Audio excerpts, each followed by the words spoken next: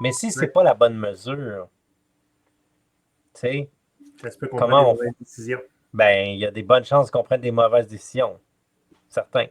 Ouais. Attention, attention, attention. Son explication, lui, c'était oui, mais moi, je règle le problème du premier coup avec le client.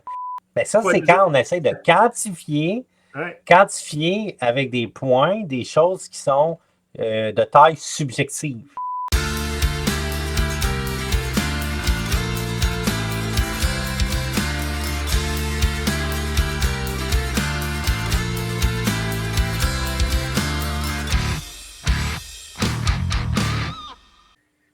Pierre. Bonjour, Pierre. Bonjour. Comment vas-tu?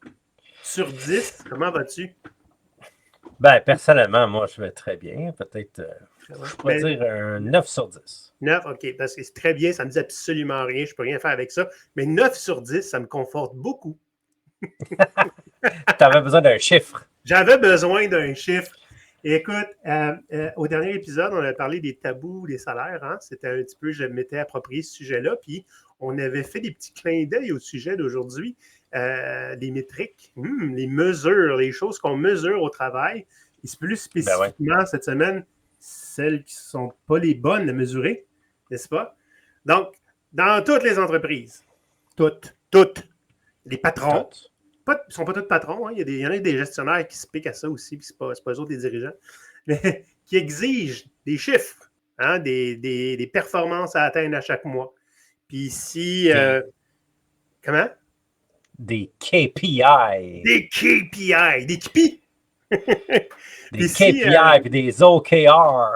Ouais. Ça peut avoir l'air un peu inutile pour la personne qui n'utilise pas ces mesures-là, n'est-ce pas? Puis ça, je peux comprendre. C'est quand même, c'est utilisé à quelque part. Mais est-ce que c'est utilisé bien? C'est un petit peu ça qu'on va regarder aujourd'hui. Puis, si c'est pas bien utilisé, est-ce qu'on peut le faire mieux? Oui. C'est un défi. Convaincu. Oui, c'est un gros défi. Ouais. C'est un gros défi. Il y a dans beaucoup d'organisations, il y a beaucoup de chiffres. Est-ce que c'est les bons chiffres? C'est ça la question. Parce qu'il y en a plein des chiffres, là, on peut en faire pleuvoir, là.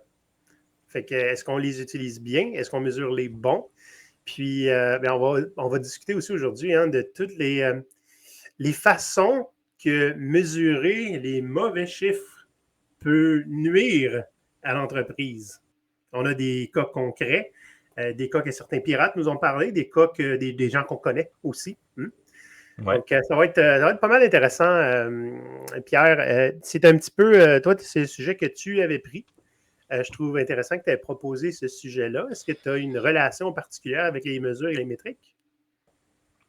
Ben, j'enseigne un peu l'utilisation de métriques, mais de bonnes métriques, évidemment. Moi, quand je fais une intervention dans une entreprise, souvent, il y a déjà des métriques en place. C'est pas moi qui les invente nécessairement. Ouais. Mais j'ai l'œil pour détecter qu'est-ce qui amène pas les bons résultats. Parce que quand on ne suit pas la bonne métrique, ben, on a une information, c'est vrai, et on prend des décisions basées sur les informations qu'on a. Mais si c'est pas la bonne mesure, tu sais, Ça se peut qu'on prenne comment des on mauvaises fait? décisions.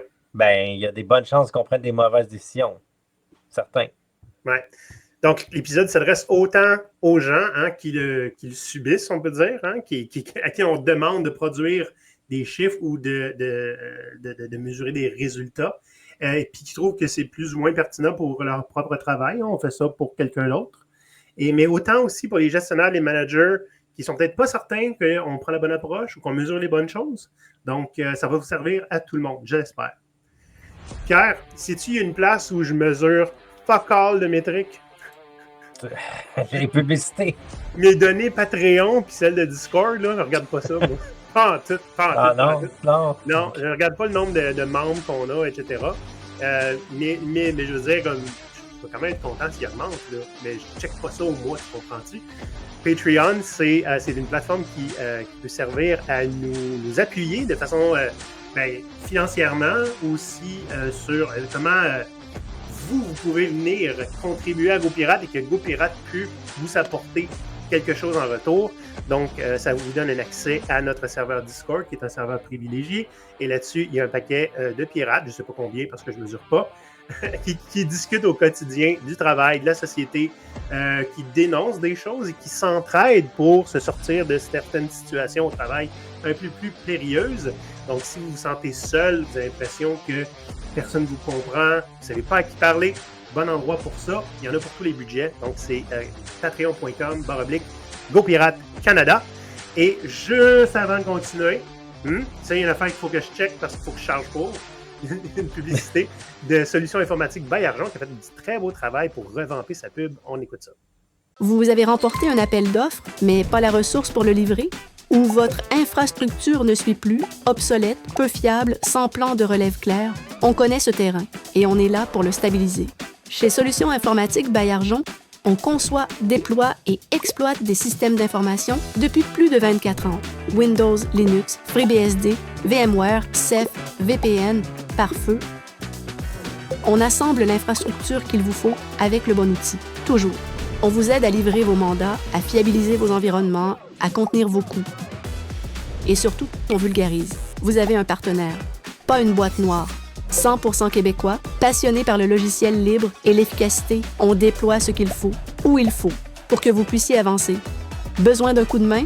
On est là pour livrer avec vous.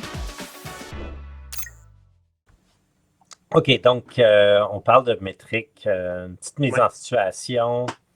On va regarder justement quelques situations qu'on a vécues ou que certaines personnes on a rassemblé. Partagées. On va dire on a rassemblé. Ouais. Hein? C'est ça, on a rassemblé tout ça. Dans le fond, qu'est-ce qu'on exige comme métrique dans les organisations? Pourquoi ce n'est pas nécessairement une bonne métrique? Puis qu'est-ce qu'on devrait faire à la place? Donc, on a 4 exemples, 4 situations. On a un dans le domaine du service à la clientèle, on a le domaine pharmaceutique, on a le domaine du travail social et le dernier, on va parler de présentiel au bureau. Ça, il y en a qui vont se délécher, pour lécher les babines. Ces sujets-là, c'est pour vous autres. Les garder pour la fin. OK. Donc, service à la clientèle, si il n'y a pas une place où c'est plus mesuré que ça. Parce que tu veux un client qui est satisfait, fait que tu veux un bon Net Promoter Score, un NPS score, mais tu veux aussi qu'on passe pas trop de temps par client. Hein? Ça, c'est typique. Là. Bien, c'est ça, parce que pour vous donner un petit peu une image de ce que c'est un service à la clientèle, là, imaginez, là, vous avez 30 personnes assises dans une salle, ils ont chacun leur casque d'écoute. Ouais. Et quand il y a des clients qui appellent, vous avez sûrement déjà appelé un service à la clientèle, la première chose qui se passe, c'est que vous devez appuyer sur certains chiffres pour vous diriger aux bonnes places. Parce que parmi les 30 personnes, il y a des spécialistes dans tel ou tel domaine. Fait que si vous êtes, par exemple, dans une banque, il y a peut-être des gens spécialistes en carte de crédit, spécialistes en hypothèque, spécialistes en ouverture de compte. Donc, selon ce que vous voulez faire, vous allez être redirigé. Maintenant, souvent, il y a plus de gens qui appellent que de téléphonistes. Donc, pour servir le plus de clients possible, il faut que les appels durent le moins longtemps possible. Donc, imaginez, vous avez 30 téléphonistes, puis il y a, disons, 300 personnes qui appellent. Fait qu'il faut que tu serves tout le monde possible, le plus de monde possible, puis que tout ce monde-là soit content, arrange-toi. C'est ça, puis il faut les servir dans le moins de temps possible. Ouais. Fait que quand vous arrivez, quand vous appelez, puis ça vous dit, il y a un délai d'attente de 20 minutes, ça, c'est parce que tous les téléphonistes sont occupés et que là, vous êtes dans la file d'attente. C'est comme dans une file d'attente, comme si vous étiez en ligne pour le bureau de poste, par exemple. Mais là, vous êtes en ligne virtuelle à travers un système téléphonique. Fait que les 30 personnes, ils ont un client sur la ligne et là, ils doivent répondre et résoudre la situation, le problème du client, le plus rapidement possible. C'est chronométré. C'est chronométré parce que dès que c'est raccroché, dès que la personne lâche son client, elle est immédiatement connectée avec un autre client, une autre personne qui est dans la file d'attente. Et donc, c'est comme ça qu'on vide la file d'attente. Ouais. Mais pas de surprise, les métriques, non, il n'y a pas de surprise, mais c'est quoi la métrique qu'on regarde? Ouais. On va regarder la durée des appels. Oui. Et donc là, on va souvent imposer, dans un service à la clientèle, on va imposer à nos téléphonistes une durée maximum. Et donc, j'ai un ami de longue date qui m'avait partagé, lui, il travaillait dans un service à la clientèle, il m'avait partagé que lui, il s'était fait blâmer parce que Ben ouais. ses appels duraient 6 minutes alors que la cible était de 3 minutes. 3 minutes maximum par Tes client. appels sont de 6 minutes, chien! C'est ça qu'il s'est fait dire. Et donc, lui, il est vraiment hors norme. Il prend le double du temps de tous les Ouais. autres. Mais attention, attention, attention. Son explication, lui, c'était, oui, mais moi, je règle le problème du premier coup avec le client. Alors qu'avec les autres téléphonistes, les clients doivent appeler 3, 4 fois. Ça, on le sait, les clients adorent ça. Hein. Être obligé de rappeler parce que le Ouais. premier téléphoniste, le premier agent de service à la clientèle n'a pas résolu notre situation. Il avait atteint son C'est quota de temps, inacceptable. là, il fallait qu'il raccroche. Fait que, tu sais, nous, Fait là, qu'il y a un non, non, mais nous, le service client, on comprend ça. Puis ça nous fait plaisir d'appeler 3 fois dans la même journée. Ben, il y a un élément important là-dedans. C'est pas juste combien de temps vous prenez avec le client, mais il y a la qualité de la résolution. Oui. Puis est-ce que le client est content aussi de la solution qui a été trouvée en une fois ou en 3 fois? Donc, si vous mesurez que le temps, oui, le téléphoniste qui prend 6 minutes, il est en dehors de notre cible et pourrait être libellé comme étant un mauvais agent de service à la clientèle.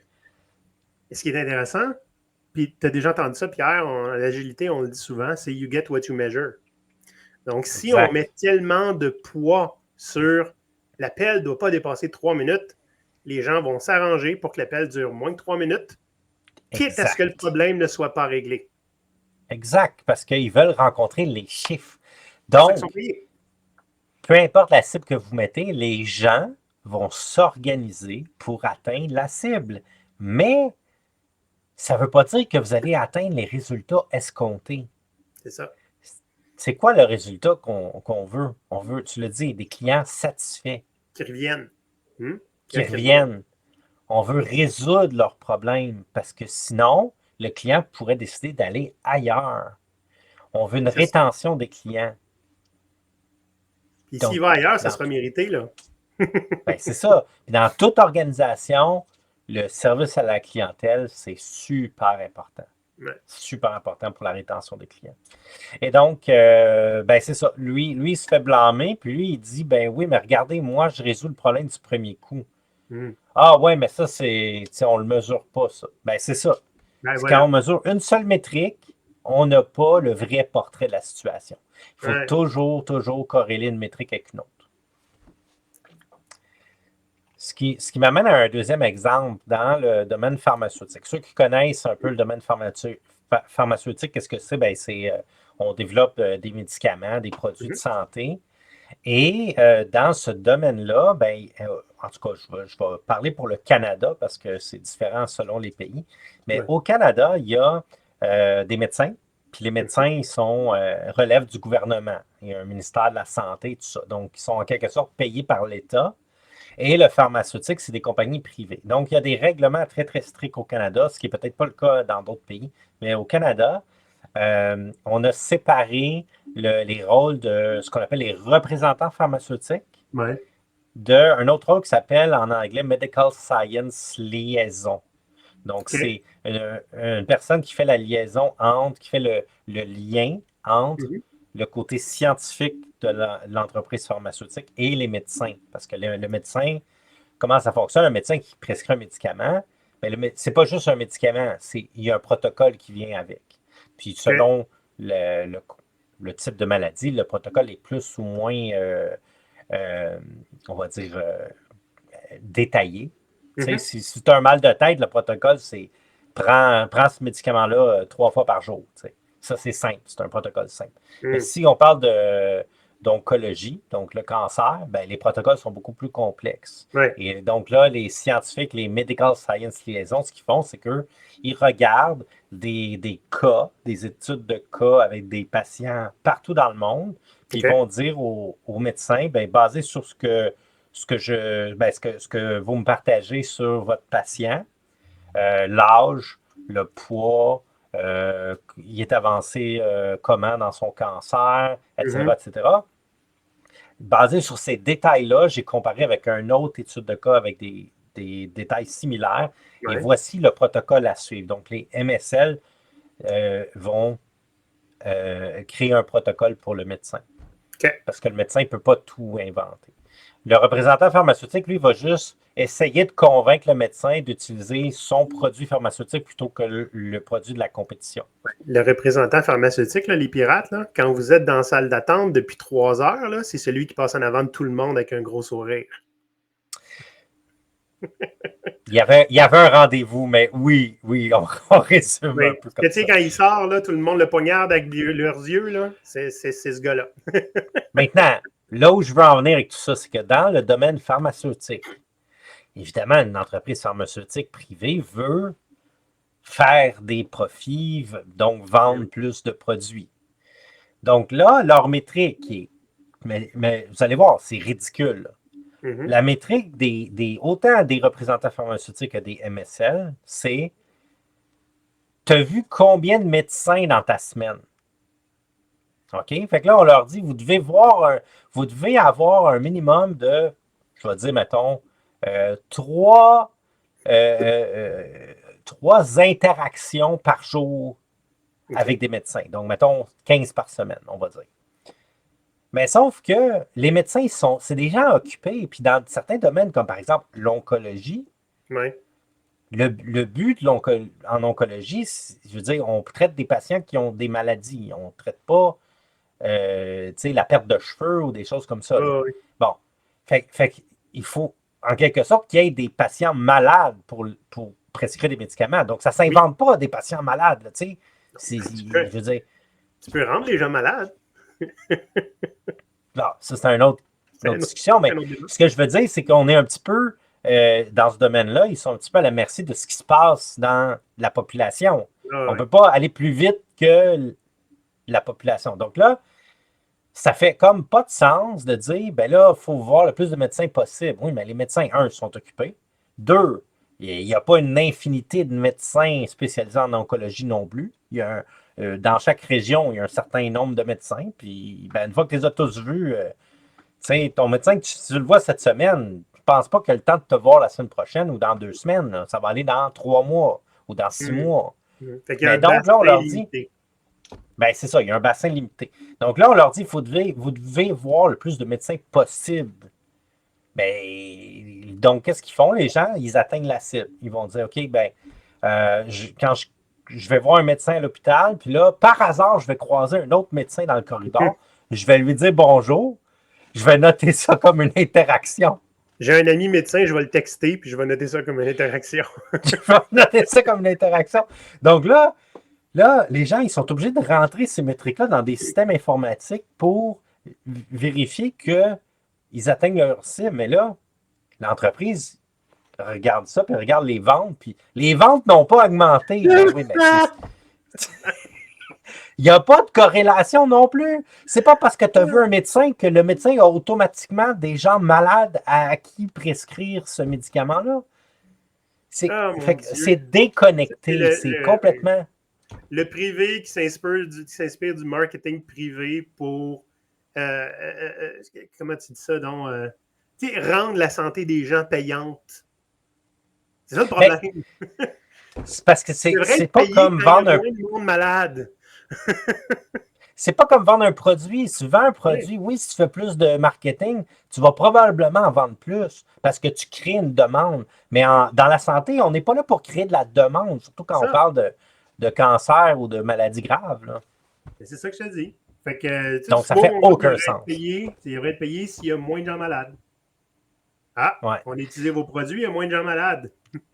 Donc là, ce qu'il faudrait faire dans ce cas-là, c'est d'avoir des métriques ou des mesures plutôt qualitatives. Mais ça, c'est difficile. Parce que là, tu ne peux pas mettre un chiffre là-dessus. OK. Intéressant. Maintenant, mon troisième exemple, c'est... je vais peut-être passer un petit peu plus de temps sur cela. Il y a quelqu'un qui m'a écrit. qui m'a partagé son contexte. On parle du domaine du travail social, puis là, je ne vais pas nommer la personne, je ne veux pas dévoiler trop d'informations.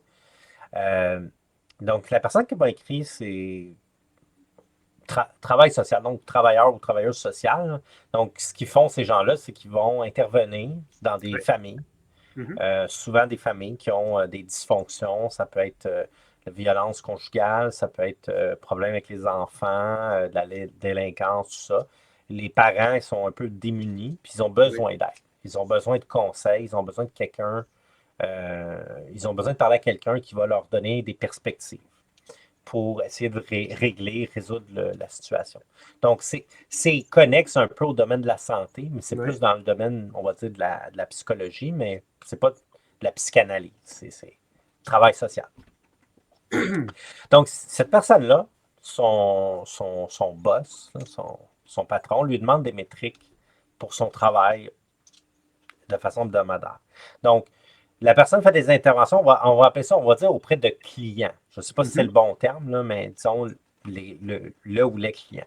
Donc, elle fait des interventions. Chaque dossier peut prendre plusieurs interventions au courant de semaines ou de mois. Ça dépend du protocole. Puis, chaque intervention va être cotée. On va lui donner un ordre de grandeur, là, un peu comme on fait en agilité, là, avec des points. Donc, ça va être 1, 2 ou 3 points. Donc, selon la difficulté, mettons, si c'est beaucoup d'efforts, 3 points, moins d'efforts, 2 points, peu d'efforts, 1 point, on va dire. Ouais, mettons. Mais là, l'idée, c'est qu'on lui dit, il faut que tu livres 40 points. Puis là, je ne suis pas sûr si c'était par semaine ou par mois, mais on va dire, mettons, par semaine. 40 points par semaine. Donc, déjà, ça fait minimum, on va dire, une quinzaine d'interventions par semaine, probablement. Une intervention, c'est quoi? Qu'est-ce qui est mesuré, en fait? Qu'est-ce qui vaut 1, 2 ou 3 points? C'est, par exemple, une rencontre en personne ou avec visioconférence, avec la famille concernée. Ça peut être une conversation téléphonique. Une conversation téléphonique qui est une intervention, là, dans le sens qu'il y a une conversation reliée au dossier. On a aidé le client. C'est pas un suivi, c'est pas juste une prise de rendez-vous. Ça compte pas. Les prises de rendez-vous, là, ça compte pas. Donc, c'est une démarche. Il faut qu'il y ait eu une démarche. Pour chaque dossier, cette personne, en travail social, la personne doit rédiger un plan d'intervention avant, puis un rapport d'évaluation après. Oui. Écrire ce plan ou ce rapport, c'est environ 15 pages. Ça peut prendre facilement 7 heures de travail, donc une journée complète. Donc, t'imagines? Fait que tu dois faire 15 interventions par semaine, puis chacune de ces interventions-là sont reliées à des dossiers qui vont prendre un plan puis un rapport d'évaluation à la fin. Donc, chaque dossier prend minimum 2 jours de traitement, d'ouverture, on va dire, de fermeture de dossier, plus plusieurs heures d'intervention durant probablement plusieurs semaines. Oui. Mais l'écriture de rapport compte pas. Ça compte pas dans son temps. Tu as 15 pages à écrire, mais ça, c'est pas du travail. Non. Fait que là, imagine qu'une semaine, la personne se dit, moi, je vais écrire 5 rapports cette semaine, ça va me prendre 5 jours de travail. Elle a fait 0 intervention durant cette semaine-là. Mais là, on la regarde et on dit, c'est inacceptable, tu n'as fait aucune intervention cette semaine. Qu'est-ce que tu as fait? Tu n'as pas travaillé. C'est ça. Chien. Mais là, attends, je t'en rajoute un peu, OK? Là, les familles que la personne doit visiter, ça se peut qu'ils habitent pas trop proche de chez elle, mettons. Oh, oui. Son territoire, là, j'ai estimé à plus de 2000 km² de territoire. Ah, cette personne-là se déplaçait pour aller voir les clients? Oui.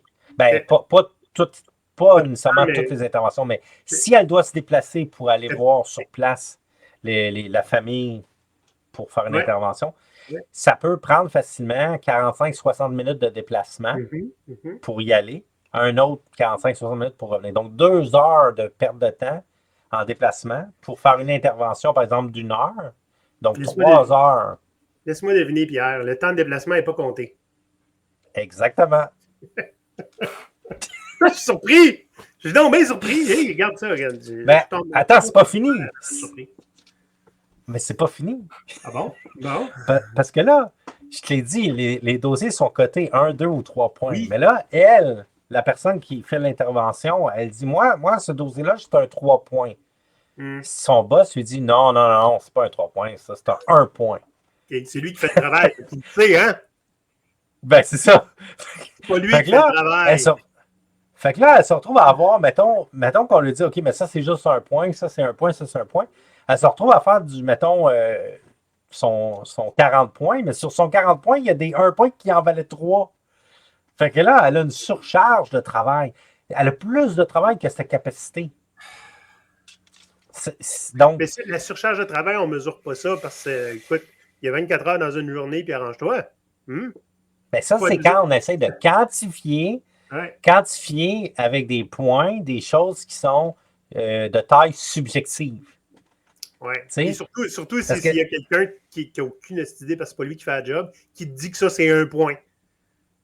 Ben, c'est ça. Veux-tu t'en montrer 1 point? En agilité, on utilise le principe de pointage pour des fonctionnalités informatiques qu'on va livrer. Puis il y a une règle super importante. C'est s'il y a un désaccord entre l'équipe qui fait le travail et le patron, si le patron dit c'est 1 point, puis l'équipe dit non, c'est 3 points, celui qui gagne, c'est celui qui dit le plus haut chiffre. C'est la règle des poulets et des cochons. Exact. Quand tu es impliqué... Hein? Ceux qui ne la connaissent pas, c'est une petite blague un petit peu qui explique la différence entre quelqu'un qui est un membre de l'équipe et quelqu'un qui est un stakeholder, on peut dire, hein, partie prenante. Tu as un cochon puis un poulet, puis ils se disent hey, on devrait se partir à un restaurant à déjeuner. Puis le cochon, il dit je suis pas sûr. Puis le poulet dit pourquoi? Ben toi, tu mets tes œufs en jeu, tes œufs en jeu, hein? Mais moi, je mets ma peau. Dans le sens que le cochon, lui, c'est sa viande qu'on va mettre. Donc, la différence entre le poulet, hein, c'est quelqu'un qui n'est pas dans l'équipe, qui ne vit pas le contexte de l'équipe et qui ne vit pas les répercussions des décisions. Il y a bien sûr quelque chose en jeu, mais ce n'est pas quelque chose qui est important pour lui. Ce n'est pas son travail, ce n'est pas sa santé mentale. C'est dans les métriques. Hein, c'est ça. Il n'y a pas... Mais comme on dit, il n'y a pas skin in the game. C'est ça. Skin in the game, ceux qui le vivent corps et âme, qui vont vivre avec les conséquences. Ça, c'est les cochons qui mettent leur bacon en jeu. Ben, eux savent un peu plus de quoi ils parlent, d'abord, juste par la nature de leur travail, et devraient être ceux qui ont le mot de la fin à ce sujet-là. Ben oui. Moi, je te relance avec un contre-exemple qui est aussi dans le travail social ou connexe, on va dire connexe au travail social. Ben oui. J'ai entendu plusieurs instances, là, mais un en particulier qui, écoutez, ils ont engagé un coach lean. Ah, ça doit être bon, ça, un coach lean, il y en a partout. Ben, le coach lean, lui, il a décidé, écoutez, c'est simple, il faut avoir rendre le plus de services possible à la clientèle. Puis tu dois atteindre cette quantité-là dans ta journée. Et puis, ça, c'est des gens qui travaillent dans un centre public, OK? Et puis, évidemment, vu comme c'est public, ben, tu sais, beaucoup de files d'attente parce que, bon, c'est des gens qui n'ont pas nécessairement d'argent, qui sont des clients, etc. Fait qu'il y a des files d'attente à pu finir, tu sais. Puis, il y en avait une que son travail, c'était d'appeler les gens et de dire, écoutez, bon, la file d'attente, on est rendu à 6 mois. Est-ce que vous voulez rester dans la file d'attente ou vous voulez aller au privé? 6 mois, vous restez? OK, merci. Elle raccrochait et elle disait, service rendu. Aucun service qui a été rendu, là. On s'entend dessus. La personne, elle attend encore de voir quelqu'un. Mais les autres comptaient ça comme un service rendu. Les métriques sont remplies, tout le monde est content, il n'y a pas de problème. Et en plus, le client est content. Écoute, il sait maintenant qu'il reste 6 mois à attendre.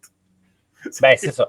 Donc, ça, puis, vous savez, moi, je suis formateur, coach en Kanban. Kanban, ça vient de Lean.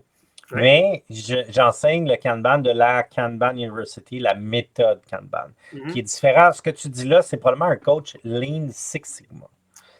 Le problème, c'est que ça soit peu importe qu'est-ce qu'on enseigne. Le problème, c'est des coachs, des formateurs qui enseignent la théorie sans comprendre comment on l'applique sur le terrain. Des fois, il y a des choses qu'on ne doit pas mesurer. Puis des fois, il y a des choses qu'on ne mesure pas la bonne chose. Si je reviens à mon exemple de la personne en travail social, elle se fait demander des métriques par son patron, mais probablement que son patron se fait aussi demander des rapports ou des métriques par son propre patron. Garantie? Ben, il y a beaucoup de gens qui savent pas ou qui sont pas capables d'inventer ou d'imaginer les bonnes métriques pour atteindre les bonnes cibles. Parce que c'est facile de dire, ça me prend ce chiffre-là, ça me prend cette métrique-là, ça me prend ci. Mais c'est quoi le vrai portrait de la situation? Qu'est-ce qu'on veut atteindre? C'est quoi la vraie cible? OK? Donc, je vais donner un exemple, OK? Oui. Si pas rapport avec ce qu'on dit là, mais quelque chose de simple. Mettons que vous avez une entreprise de livraison de colis. Oui.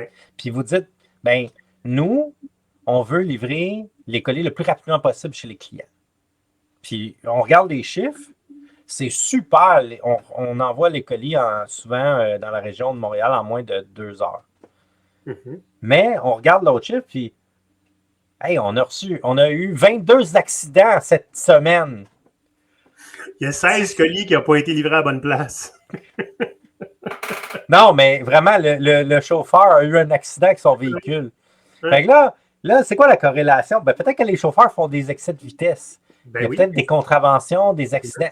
Là, à un moment donné, c'est parce que ça coûte plus cher rencontrer un chiffre qui est peut-être pas nécessaire, puis on ne regarde pas les autres chiffres. Mm-hmm. Mais c'est la même chose que je te disais, puis c'est pour vrai, là. Le nombre de fois qu'un de mes colis s'est ramassé chez un voisin ou même pas dans le bon building, puis il y a une preuve à l'appui, là. Ils ont pris une photo du colis qui n'est pas chez nous pour montrer qu'ils l'ont livré. OK? Ben, c'est ça quand tu ne regardes pas. Quand tu es pressé et tu ne prends pas ton temps, tu ne fais pas un bon travail. Mais c'est ça exact. Et c'est ça qu'il faut essayer d'imaginer comme patron. C'est de comprendre, se mettre dans les chaussures de nos employés, puis comprendre qu'est-ce qu'eux vivent sur le terrain, mais aussi imaginer, pas la métrique de surface, mais la métrique plus profonde qui nous permet d'atteindre une vraie cible.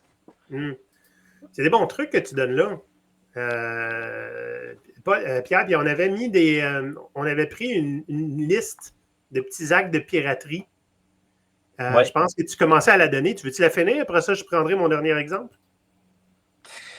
Oui, donc, il faut trouver des métriques qui sont pertinentes au domaine. Donc, comme je l'ai mentionné, dans certains domaines, on fait du marketing, mais dans le domaine de la santé, ça ne marche pas de la même façon.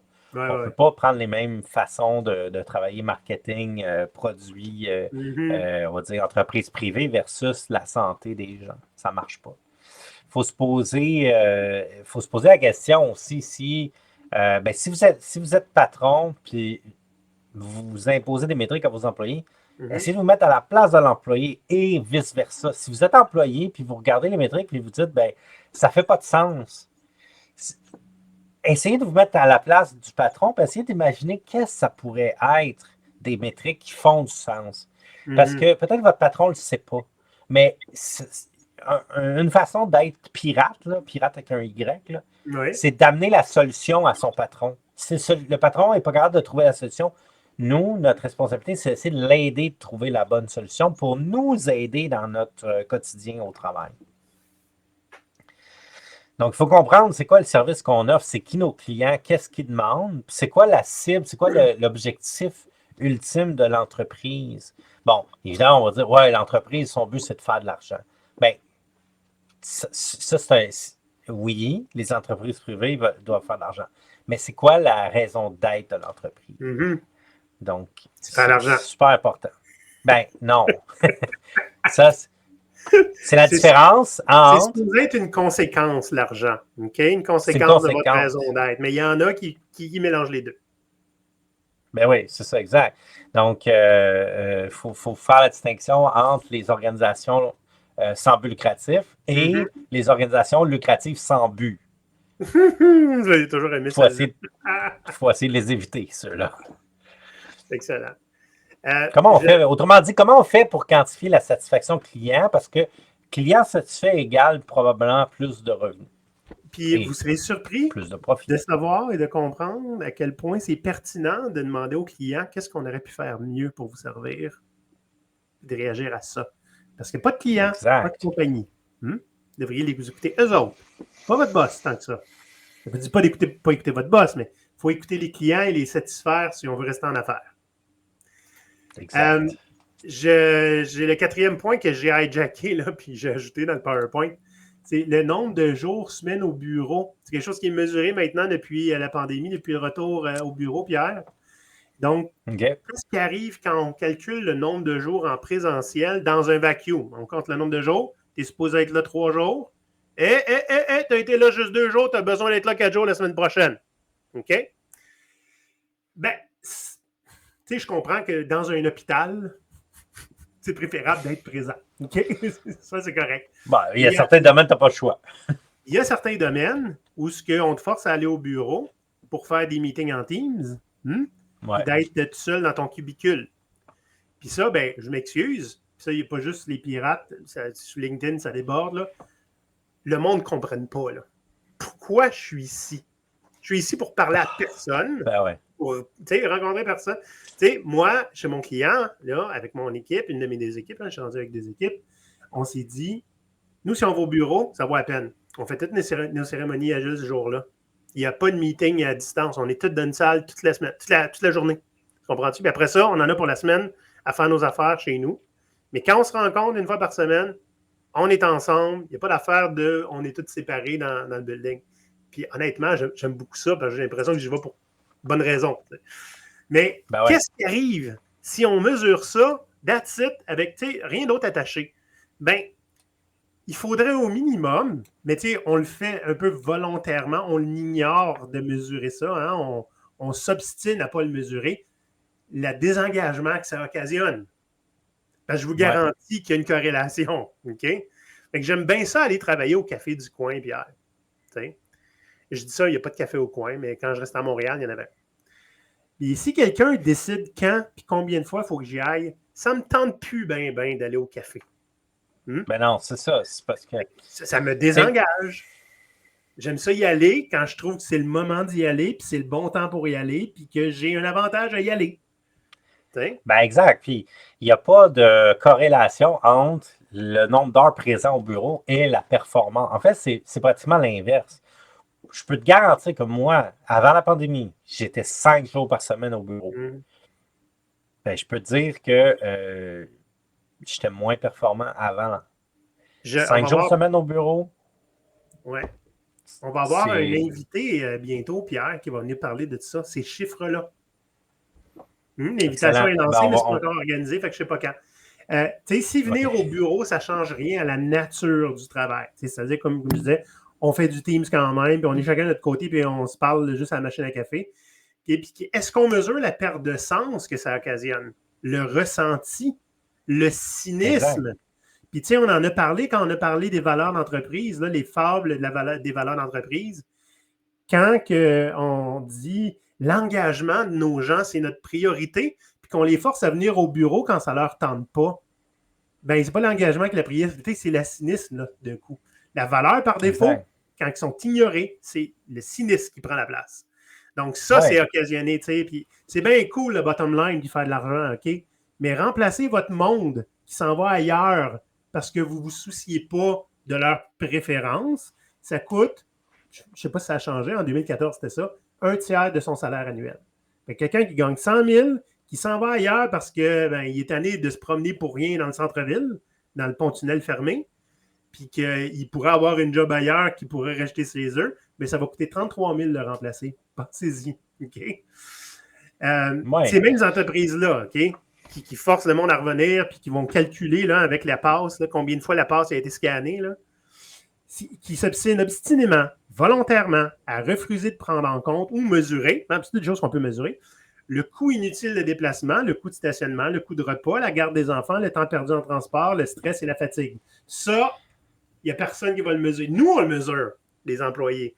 La compagnie n'est pas intéressée à mesurer ça. Ce qui est intéressé, c'est de mesurer ton nombre de jours au bureau.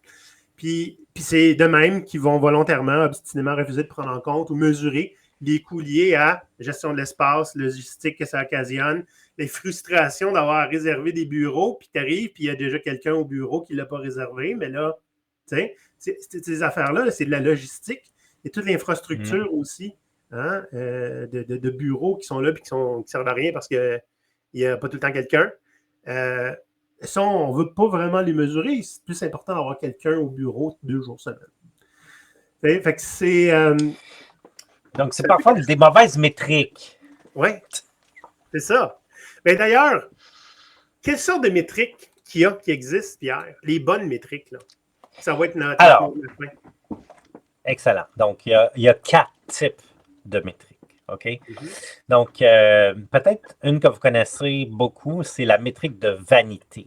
La métrique de vanité, c'est une métrique. On se pète les bretelles avec ces chiffres, messieurs, dames. On a les plus beaux graphiques avec ça. Trump en a beaucoup, des métriques de vanité. Ouais. Il les invente. Ouais. Ben oui. Donc, je peux vous en partager une, là, facile. Là. Nous, en agilité, on fait, par exemple, si on fait un virage agile dans une organisation, ben, une métrique que j'ai vue dans une organisation, c'était le nombre d'équipes agiles. Okay. Déjà, une équipe dite agile, c'est subjectif. C'est quoi sa maturité? C'est pas noir-blanc, là. T'as pas un piton pouf, t'es agile, puis quand tu le fermes, t'es pas agile. Là. C'est pas comme si pas noir ou blanc. Je te jure, Olivier, c'était... La semaine passée, on avait 52 équipes agiles. Cette semaine, on en a 53. Yes! Non, mais Pierre, hey, si je peux te faire... Si tu veux-tu un bonus? Je vais te faire un bonus. Hein. Split toutes les équipes en plus petites équipes, tu vas en avoir 106. On va doubler, effectivement. Tu as doublé ton bonus à la fin de l'année. et je t'en rajoute un autre. La vélocité d'une équipe, le nombre de points que l'équipe livre par sprint. Est-ce que c'est une métrique? Les gens voient ça comme un objectif à atteindre, alors que c'est une observation après coup. C'est une observation du passé, c'est pas une garantie du futur. Hein? C'est essentiellement une moyenne de ce que l'équipe a été capable de faire dans les derniers mois. Puis tout ça est contextuel. Ben oui. Puis c'est des points relatifs. Oui, donc, ben oui. C'est des points qui ne s'appliquent pas à toutes les autres équipes. Là, on pourrait tomber dans les détails, là, mais bon. Ce que je veux dire par là, j'ai une équipe, moi, personnellement, ils me disent « Oui, on essaie d'atteindre 100 points par sprint. » Là, j'aurais dit, c'est facile, doubler le pointage de chacun. Ou non, multiplier par 10 chacun de vos pointages. Fait que c'est le même ratio, c'est la même relativité entre les tailles. Ben, vous allez mais le chiffre est plus haut, fait que ça plaît. Et ça, c'est clairement des métriques qui sont mal comprises.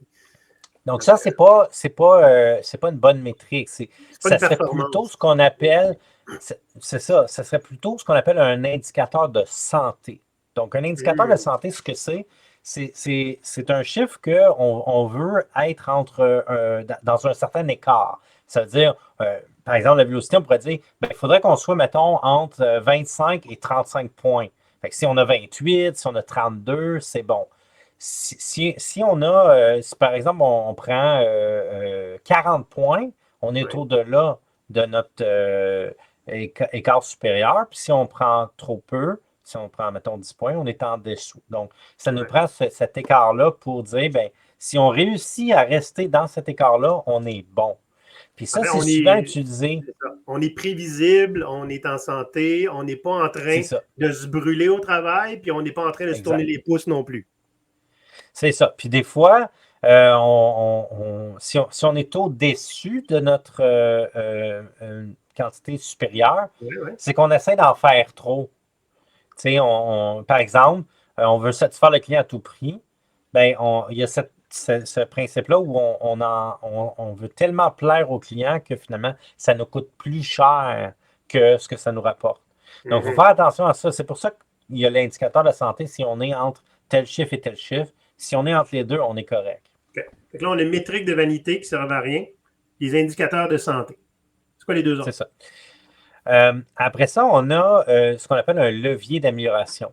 Donc, les leviers d'amélioration, c'est une métrique qu'on va installer de façon temporaire pour ramener quelque chose au bon endroit. Un exemple de ça, c'est supposons que, je ne sais pas, on avait des machines, des serveurs, puis bon, on les a tous remplacés, puis là, pendant un certain temps, la performance n'est pas là parce qu'on n'a pas ajusté telle ou telle affaire. Mais là, il faut se donner une cible, un objectif à atteindre, temporaire. Une fois qu'on l'a atteint, cet objectif-là, c'est stable. Ce levier pourrait devenir un indicateur de santé. On pourrait le convertir à un indicateur de santé. Je comprends. Et finalement, ce qu'on voudrait, là, ce qu'on appelle des KPI dans le jargon, là, le Key Performance Indicator, des critères de performance, mais il faut que ce soit des vrais critères de performance. Donc ça, c'est autrement dit, on se donne un critère qui fait du sens, qui nous permet de prendre des décisions. Donc, autrement dit, exemple, si on fait des ventes d'un certain produit, puis on dit, ben, si jamais notre quantité de produits vendus par mois de ce type de produit-là descend en bas de, mettons, 1000 unités vendues par mois, on va discontinuer le produit. Donc, ça nous donne... Tu vas avoir, bien sûr, des KPI qui sont très subjectifs ou qui n'ont pas nécessairement grand-chose. Hein. Les KPI ne sont pas tous bons parce qu'on les appelle KPI, tu sais. Par exemple, le nombre de tâches que tu fais dans une journée, je veux dire, Maurice, l'exemple qu'il donnait, c'est que je peux verser mon café d'une tasse à l'autre. C'est une tâche, ça. Je peux faire ça 75 fois. Ben, c'est ça. Donc, il y a des choses que... Tu peux avoir... Si tu as 75 tâches qui ne servent à rien et à personne, qui n'améliorent pas la vie d'un client, qui n'améliorent pas la vie de l'équipe, la santé financière de l'entreprise, on s'en fout que tu en aies fait 10 000. C'est ça, mais en plus, c'est que tu pourrais être super performant à faire quelque chose d'inutile. Fait que si la métrique, c'est de mesurer la performance de quelque chose d'inutile, ben on n'est pas en train d'améliorer les revenus ou les résultats de l'entreprise. Fait que ça sert à rien. Fait que les KPI, il faut que ce soit quelque chose qui va améliorer ou réduire, améliorer quelque chose de souhaitable ou réduire quelque chose qui ne l'est pas. Hein? Réduire des risques. C'est une cible à atteindre. Oui. C'est qu'il faut, il faut voir ça comme ça nous permet de prendre une décision importante. Ben, de dire quelque chose comme, OK, d'ici la fin de l'année, je voudrais qu'on atteigne 75 équipes agiles. Ben, c'est parce qu'il y a un problème. Oui, il y a un nombre d'équipes dites agiles, mais il y a un aspect subjectif dans c'est quoi le niveau de maturité de nos équipes. Exact. Puis, est-ce que c'est relié à une performance organisationnelle? Très intéressant. On peut baptiser l'équipe équipe agile. On peut dire ça, c'est une équipe agile. Ça, c'est une équipe agile. Voilà. Ça, c'est une équipe agile. Puis on atteint nos chiffres. Gilles est le gestionnaire de cette équipe-là, fait que c'est l'équipe agile aussi, on va le compter. Ça compte. Peut-être, à un moment donné, Pierre, on devrait faire un épisode sur comment établir des bons critères de performance ou des bons KPI. C'est pas le sujet du jour. Parfait.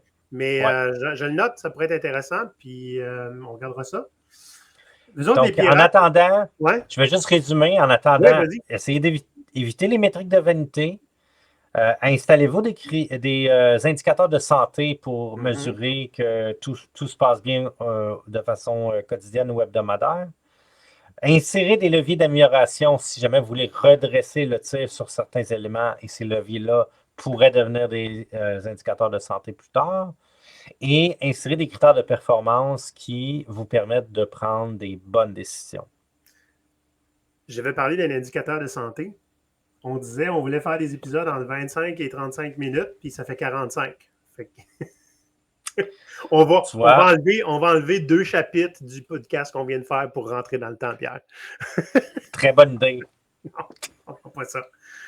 On va y aller avec 45 minutes, puis la prochaine fois, on va essayer de prendre mon exemple. Hein? Les pirates, vous nous ferez signe si vous autres, vous vivez ça. Hein? On vous exige de livrer des métriques qui ne sont peut-être pas utiles ou pas comprises. Hein? Parce que des fois, c'est utile, mais on ne comprend pas pourquoi et comment. C'est un autre problème. Ce serait intéressant de comprendre les métriques servent à quoi. Parce que si ça sert à prendre des meilleures décisions, ce serait bien que vous puissiez comprendre c'est quoi les décisions. Et puis honnêtement, on est prêt à prendre toutes vos histoires, si vous voulez. Vos histoires de fous, là, de métriques, pas d'allure. Envoyez-les nous là, en privé sur LinkedIn ou sur l'email de GoPirate. Hein. Notre adresse, c'est ahoy@gopirate.com. Ahoy, c'est A-H-O-Y. Puis, si à un moment donné, on a une belle compilation d'histoires de fous avec ça, on fera peut-être une vidéo de réaction où on les lit. Là. Ouais. Bonne idée. Et là-dessus, Pierre, je m'en vais mesurer le temps qu'il va faire ce week-end. Puis, je vais te souhaiter une bonne semaine. Puis, on va se voir au prochain épisode. Les pirates, à très bientôt.